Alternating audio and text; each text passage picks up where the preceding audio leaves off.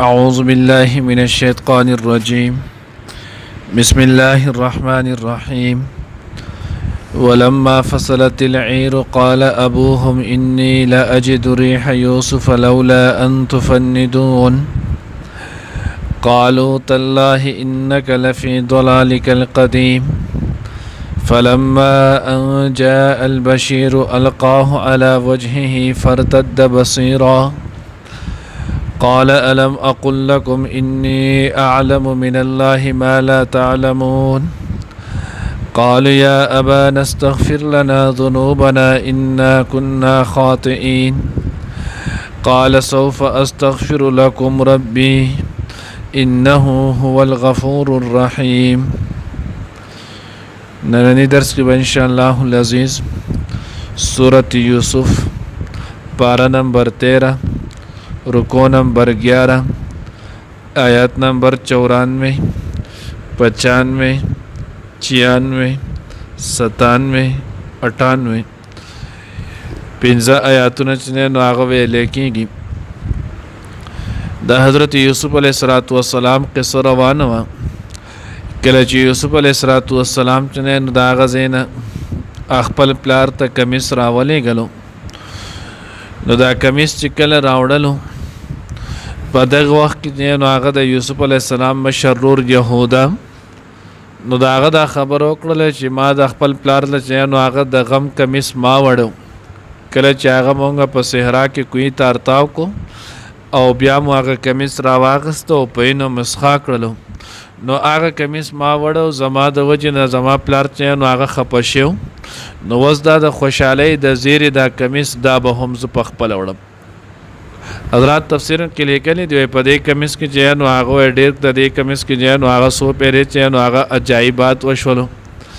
یو دا چې هلته لاول په اول ځل ویوړلی شو، وینې چې نو هغه پکې ویوړلی شوه، وینې باندې خلط مل شولو، نو پای باندې خفګان واقع شو.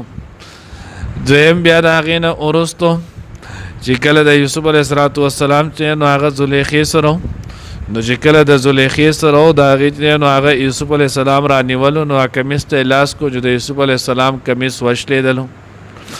اوس درېیم چې نو هغه دا چې د یوسف علیه السلام کمیس چې نو هغه وړلی کېږي، نو چې اوس یې کله وړلو نو په دغه وړلو په صورت کې اوس پکې الله پاک چې نو هغه د سترګو نظر پیدا کو، بینایي پرې راغله. نو یوسف علیه السلام د کمیس کې وایي ډېر شي چې نو عجایبات ولو. معنل ولما فصلت العیر، نو وایي کله چې د هغه قافله د خوراک روانه شوله، فصلت معنی چې نو اصل کې جدا هونه، نو کله چې دغه قافله د هغه ځای نه جدا شوه د مصر نه روانه شوله، تفاسیرو کې چې نو هغه لیکلي دي یا د 3 ورځو فاصله باندې یا د 5 ورځو فاصله یا د 8 ورځو په فاصله باندې ولو. نو الله جل جلاله د سبا صلې ته حکم وکړو چې تو لاړه شه او د یوسف علیه السلام د کمیس د خوشبویي د یعقوب علیه السلام ته ورسوه. نو دغه خوشبویي چې نو هغه سبا صلې دغه خوشبویي روانه کړل او یعقوب علیه السلام ته ویوړه.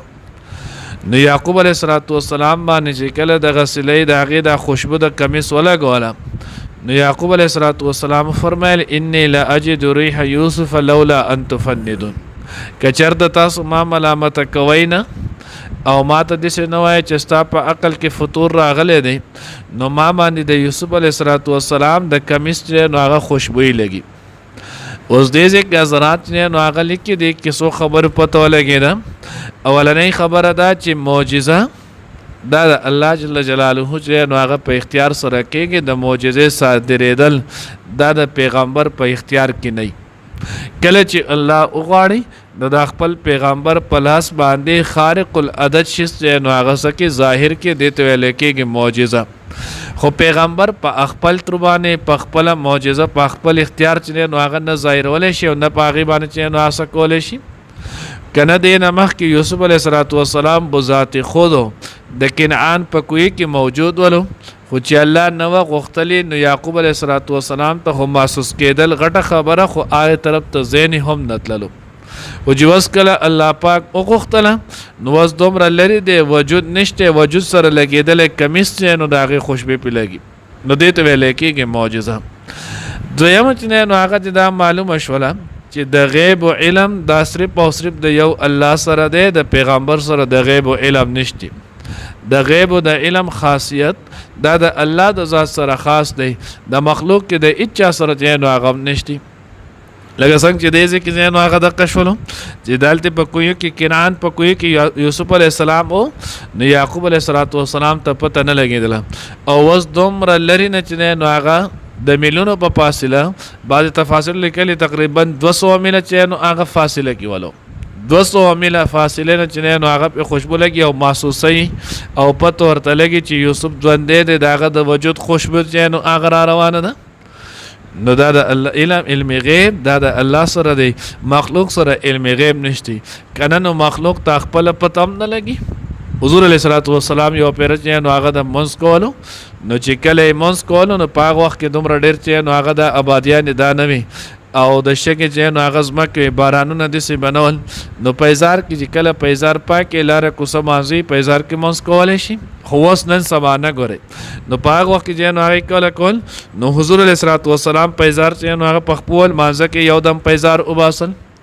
نو چې کله د الله پیغمبر پیزار وباسل نو صحابه کرام رضوان الله تعالی اجمعین شاته چې نو د هغوی د حضور په اتباع کې پیزار لرې کړل.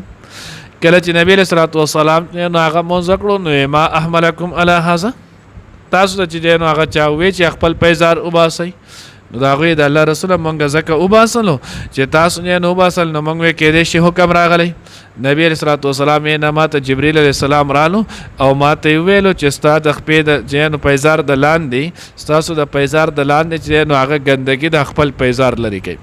نو چې الله نه غوښتلی نو پیغمبر ته د خپل د پیزار پته هم نه لګي، خو چې کله الله وغواړي نو بیا چې نو هغه پیغمبر ته الله پاک چې نو هغه وښیي. خو موږ مخکې ویلو چې کله ورته الله وښیي نو دغې ته بیا غیب نه ویلی کېږي، دې ته انباء الغیب ویلی کېږي. نو ځکه الله چې نو هغه د نه فکړه او دی ویلم نو معلومه دا شو چې د غیب علم دا هم صرف د یو الله خاص د الله نه ما سوا د بل چا نه ده. نو دوی لولا ان تفندون که چرته تاسو ما چې نو هغه څه نه ګڼئ، لیونی نه ګڼئ، قمقل مو نه ګڼئ. نو تفند دا اصل کې چې نو هغه د ویلی کېږي په کله چې د بوډاوالي د وجې نه په ذهن باندې ذهن کې کمزوري راشي نو دغې ته ویلی کېږي. نو ځکه یعقوب علیه السلام لولا ان تفندون که چرته تاسو ما ملامته کوئ نه ځکه موږ د معنی وکړله د معنی ته ملامتیا چې نو هغه د باده به ترجمه ده. نو که تاسو ما نه ملامته کوئ یعنې داسې نه وایئ چې ستا په عقل کې فطور راغلی دی. قالو تالله انک لفی ضلالک القدیم، نو دی ورته وی کم چې خواته انوسی او کړوسی ناسورو جنو په الله قسم انک لفی ضلالک، تو په خپل هغه خطای گمراهی معنی چې نو هغه نشي کولی اگر که د ضلال خپل لغوي معنی د گمراهی راځي. ولې دا پیغمبر دی او د پیغمبر په شان کې به داسې ترجمه کوي چې د هغه با ادبه ترجمه وي، بې ادبه ترجمه چې نو هغه به یې نه کوي. نو انک لفی ضلالک القدیم، تو په خپل هغې وختني وهم کې چې نو هغی یعنې تا ته چې هغه وهم کم ولو چې یوسف علیه السلام دی او د هغه ژوندی دی او د هغه محمد، نو تو لا هغه شانتې په هغې خیال کې په هغې وهم کې چې نو هغه یې حالن کې هغه خو زمانې وشولې. مخکې موږ ویلو چې نو ټول نه کمزوری کم قول چې نو هغه 40 سال ولو 40 کاله زمانې وشوله او تو هغه شانتې یوسف علیه السلام زوتی.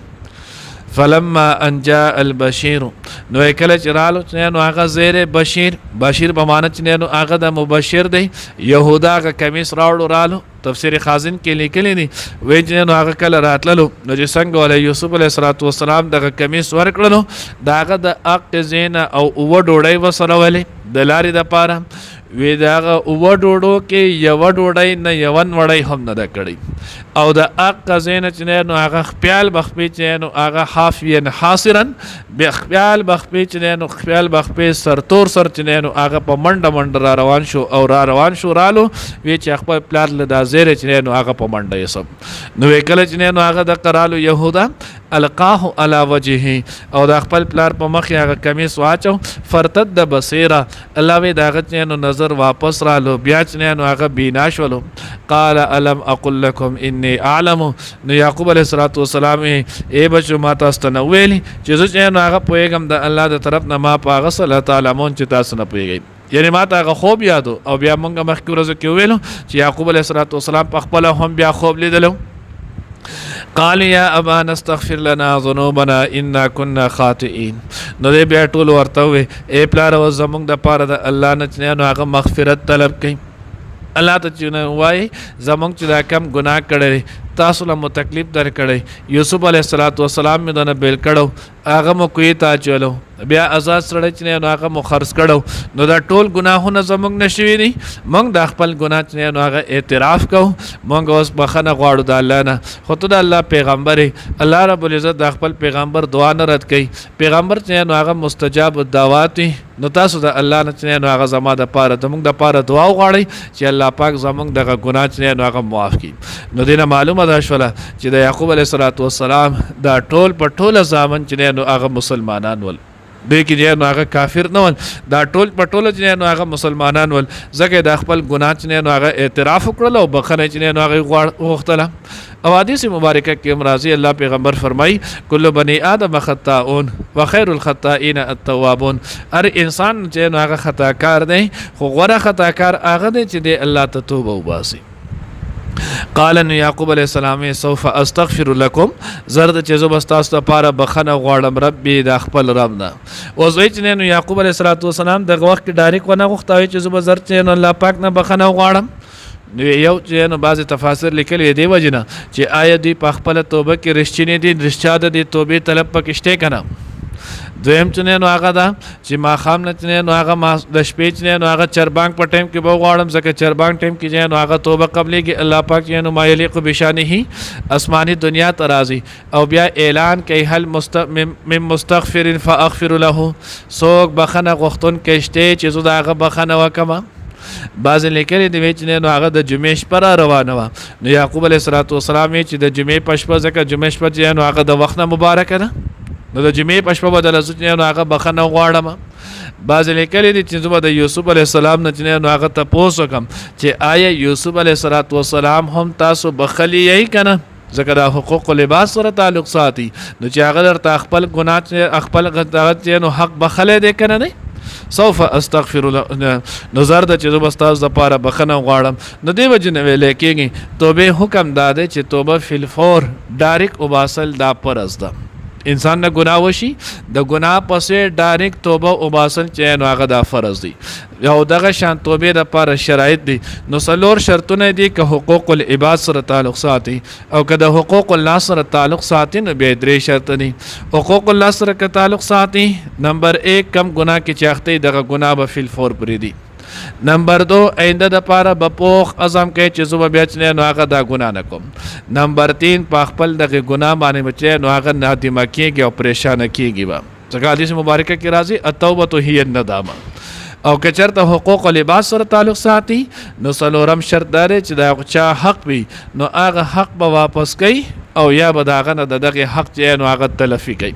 نو که دی وکړله نو بیا خو نو هغه توبه ده او که دی ونه کړله نو دا بیا هسې توبه نه ده توبې سره مذاق دی. او بیا سړی چې نو الله پاک ته توبه وباسي خاص کر چربانګ په ټایم کې 2 رکعاته نفل وکړي سړی سر راوالي په ځمکه باندې کښېني پوزه الله ته په ځمکه باندې راکاږي مخ یو طرف بل په الله ته راکېږي. الله ته چې څومره عجزي کوي دوره الله جل جلاله چې نو هغه خوشحالېږي. انسان ځان نه اکې اوازي الله ته چې نو هغه پوزه چې نو په ځمکه کېږي تندې ورته کېږي په ځمکه یې وسولئ ای الله چې نو هغه ما ډېر ستا چې نو نافرماني کړله ډېر چې نو هغه مې خطا کړله تو ما په خپل کړي قدرت چې نو هغه وبخې. الله پیغمبر فرمای الله جل جلاله چې نو هغه په توبه باندې ډېر زیات چې نو هغه خوشحالېږي چې کله بنده توبه وباسي. الله دې موږ ته نصیب کړي.